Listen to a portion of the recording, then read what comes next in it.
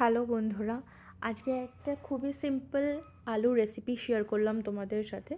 প্রথমে আলুটাকে সিদ্ধ করে অল্প একটু নুন দিয়ে ভালো করে আলুটাকে তেলে ফ্রাই করে নিতে হবে। এরপরে যে তেলটুকু বেঁচে থাকবে সেই তেলে গোটা জিরে ফোড়ন দেব আমি। গোটা জিরেটা একটু যখন ভাজা ভাজা হয়ে যাবে তার মধ্যে হিং ফোড়ন দেব।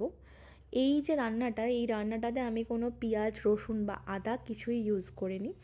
যেটা আমি এইতে ইউজ করছি সেটা হচ্ছে টমেটো আর লঙ্কার পেস্ট।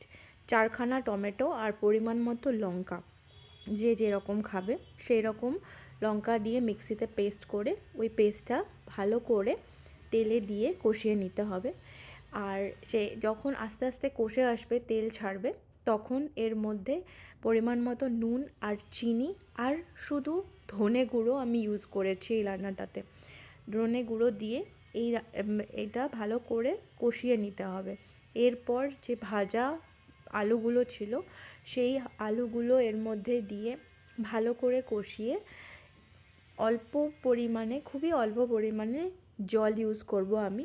বেশি জল এতে ইউজ করবে না, সবজিটা একটু টানা টানা মাখামাখাই হয়, তাই খুব অল্প পরিমাণে জল ইউজ করব। অল্প একটু জল দিয়ে এটাকে জাস্ট ফুটতে দিলাম। একটু যখন জলটা ফুটে এলো, এর মধ্যে আমুলের যে ফ্রেশ ক্রিম আছে সেই ফ্রেশ ক্রিমটা ইউজ করে এটাকে ভালো করে আমি কষিয়ে নিলাম। লাস্টে ইচ্ছে হলে একটু গরম মশলা দেবে। মালাই আলু রেডি।